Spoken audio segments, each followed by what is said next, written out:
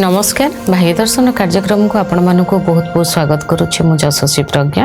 आम कथा पुनर्वसु नक्षत्र विषय ए नक्षत्र मिथुन राशि एवं कर्कट राशि रे फल होता है। दुईटी नक्षत्र गोटे नक्षत्र दुईटी राशि रे थांती। भगवान रामचंद्रंकर होची पुनर्वसु नक्षत्र। पुनर्वसु नक्षत्र होची पुनर्वसु पुनर्वार भाव रे आमे फेरिबा पुनर्वार भाव रे जिनस को करबा बहुत स्पिरिचुअल नक्षत्र होची पुनर्वसु।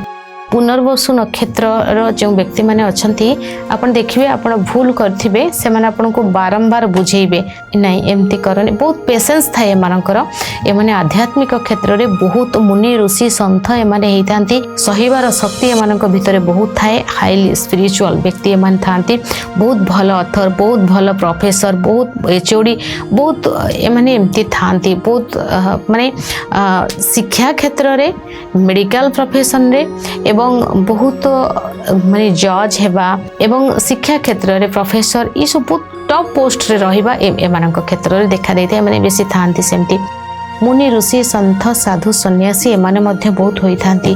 बहुत सहनशील शक्ति एमानक भितरे बहुत थाए। पुनर्वसु नक्षत्र रे आपण कदापि हॉस्पिटल जिबे नाही। पुनर्वसु नक्षत्र रे आपण कोर्ट कचेरी रे किछि माने जेमती नोटिस पठेबा बा किछि गोटे केस फाइल करिबा पुनर्वसु नक्षत्र रे सब आदम करंतु नाही।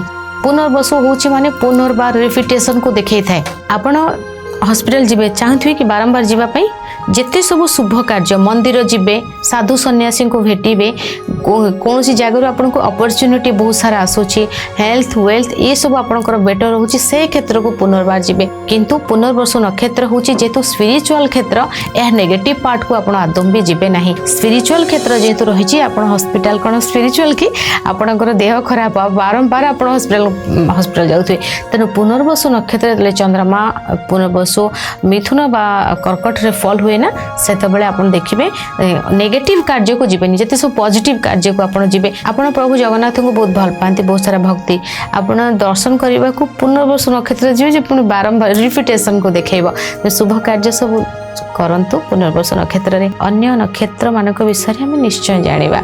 आज समय हो जायछि भाग्यदर्शन कार्यक्रम को एठी रखुछि विदाय नउछि। नमस्कार।